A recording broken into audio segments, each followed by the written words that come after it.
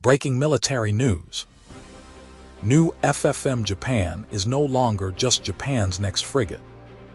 It has become the centerpiece of one of the most significant naval partnerships emerging across the Indo Pacific. In April 2026, Australia and Japan signed contracts for the first 3 upgraded Mogami-class frigates, marking the largest defense export agreement in Japan's modern history. The stakes reach far beyond a single warship. If this program fails to deliver on schedule and capability, Japan's ambition to become a trusted defense industrial partner could become exposed, while Australia's plan to rapidly modernize its surface fleet would face increased operational pressure. So, why is a frigate that has not yet entered full operational service with the Japan Maritime Self Defense Force already attracting such remarkable international attention? The answer begins with one important fact. This platform was never intended to be simply a more capable Mogami. It was designed to address the challenges that many modern navies now face, including shrinking manpower, expanding operational areas, and increasingly complex undersea threats. According to the Australian government announcement released in April 2026, the upgraded Mogami class selected for the General Purpose Frigate program features a standard displacement of approximately 4,800 tons, a 32-cell vertical launch system, an operational range of up to 10,000 nautical miles, accommodation for about 92 sailors, and the ability to operate an MH-60R Seahawk maritime combat helicopter. Together, these characteristics deliver substantially greater combat capability, while maintaining a comparatively small crew through advanced automation.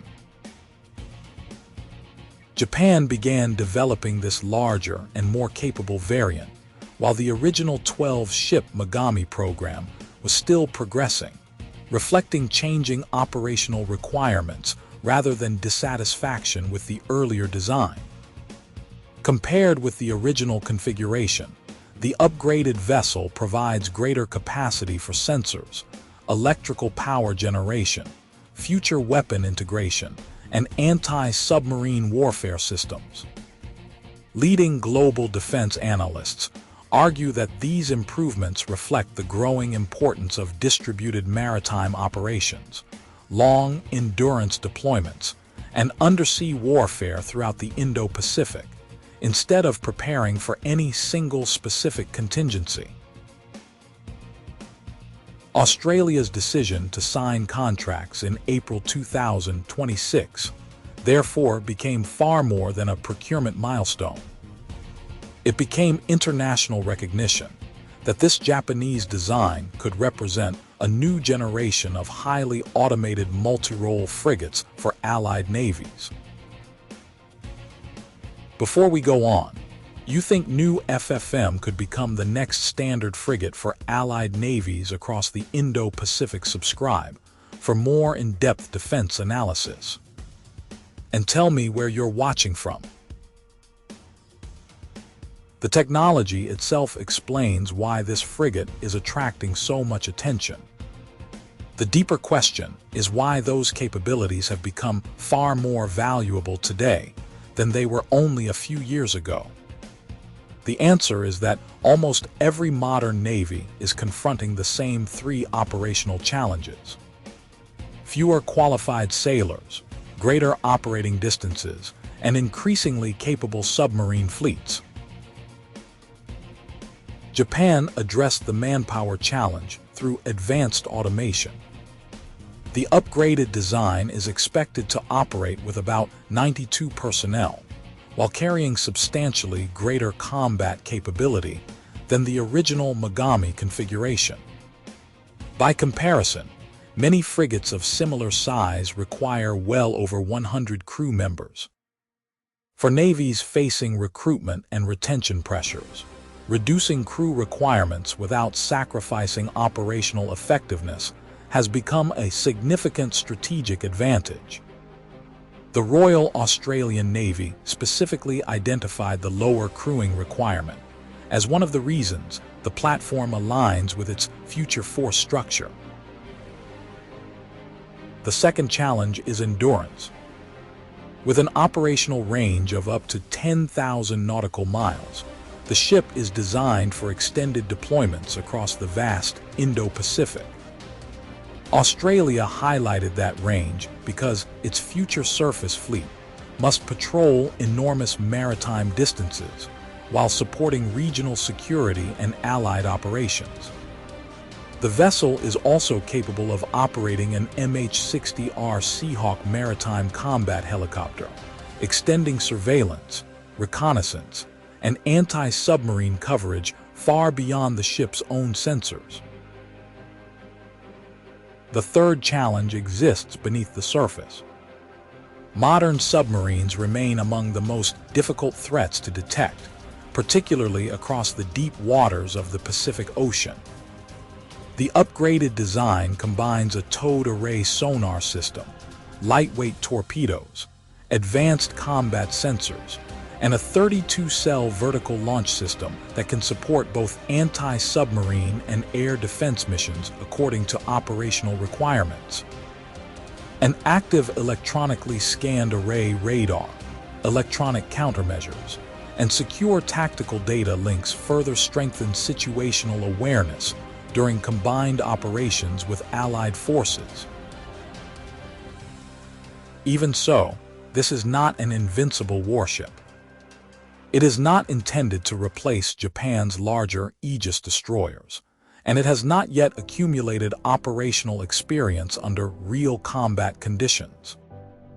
Leading global defense analysts argue that its greatest strength is not overwhelming firepower, but the balance between automation, endurance, anti-submarine capability, future growth potential, and interoperability with allied fleets. Those qualities explain why the platform is technically impressive. They still do not fully explain why Australia was prepared to make such an important strategic investment. That answer begins with one of the most closely watched naval competitions in recent years. Australia did not make this decision overnight. The selection followed a rigorous evaluation under the General Purpose Frigate program, which was established to replace the aging Anzac class, while rapidly expanding the Royal Australian Navy with a modern surface combatant that could be delivered sooner than larger and more complex warship programs. In August 2025, the Australian government announced that the upgraded Mogami design proposed by Mitsubishi Heavy Industries had been selected as the preferred platform over Germany's Mikoa 200 proposal. The decision represented one of the most significant naval procurement outcomes in the Indo Pacific in recent years. The next milestone came in April 2026. Australia and Japan signed contracts covering the first 3 frigates, while both governments also concluded implementation arrangements supporting industrial cooperation, technology transfer, workforce development, and long-term program management. According to the official Australian plan, the first 3 ships will be constructed in Japan to accelerate delivery, with the first vessel expected before the end of 2029. The remaining 8 ships are planned for construction at Henderson in Western Australia after local shipbuilding infrastructure, workforce capability, and production capacity have been expanded. For Japan, the agreement represents much more than a successful export contract. For decades, Japanese defense exports were tightly restricted by national policy. Leading global defense analysts argue that this program demonstrates Japan's transition from a nation building advanced naval platforms primarily for domestic service into a long-term defense industrial partner for trusted allies. Beyond the ships themselves, The agreement strengthens cooperation in logistics, maintenance, training, supply chains, and future capability development. Interest from other regional partners has also drawn attention. During 2026, New Zealand continued examining long-term options for replacing its Anzac-class frigates. Defense observers have identified the upgraded Japanese design as one possible candidate, but no official procurement decision has been announced. Reports have also suggested interest from Taiwan, yet no confirmed government agreement exists, and any future decision would remain subject to political, legal, industrial, and strategic considerations rather than technical performance alone. The program is not without challenges. Local construction in Australia will require successful technology transfer, workforce expansion, and industrial integration, all of which carry schedule and cost risks. Even so, what Australia secured was more than another modern frigate. It gained access to an evolving defense-industrial partnership that could shape maritime cooperation across the Indo Pacific for decades. That broader strategic ecosystem may ultimately prove even more valuable than the impressive capabilities of the warship itself. The true significance of this program may not become fully visible until the next decade. Japan plans to build 12 ships for the Japan Maritime Self Defense Force, while Australia plans a fleet of 11 general-purpose frigates based on the same upgraded design. If both programs proceed as planned, more than 20 modern frigates built around a common architecture could eventually operate across the Indo-Pacific. Each vessel is designed with 32 vertical launch system cells, advanced anti-submarine sensors, long endurance, and a high degree of automation.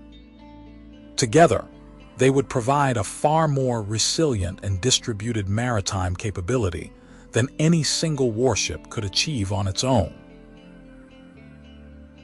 However, numbers alone do not determine strategic advantage.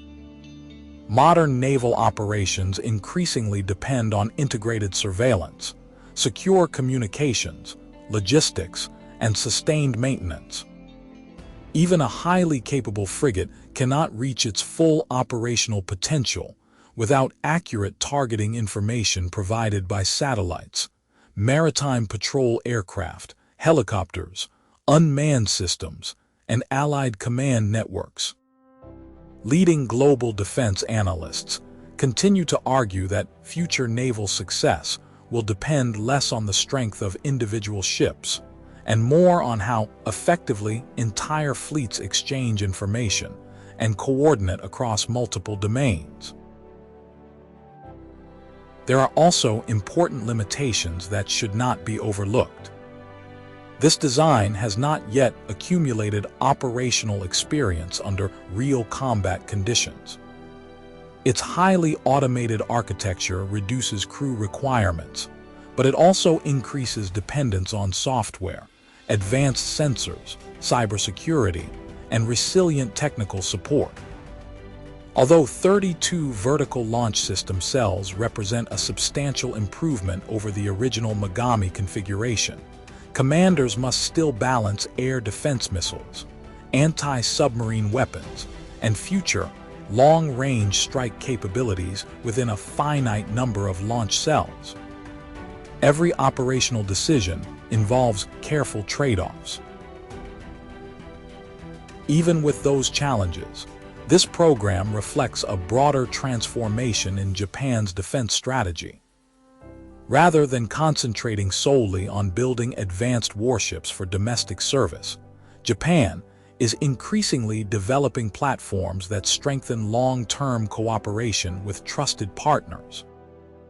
Australia has become the first major example, and additional opportunities may emerge if other governments conclude that the combination of endurance, automation, interoperability, and industrial cooperation aligns with their own future naval requirements. Any future export decisions, however, will remain subject to national policy, strategic priorities, and official government approval. Perhaps the greatest lesson is that the most valuable warship of the future may not be the one carrying the largest number of missiles.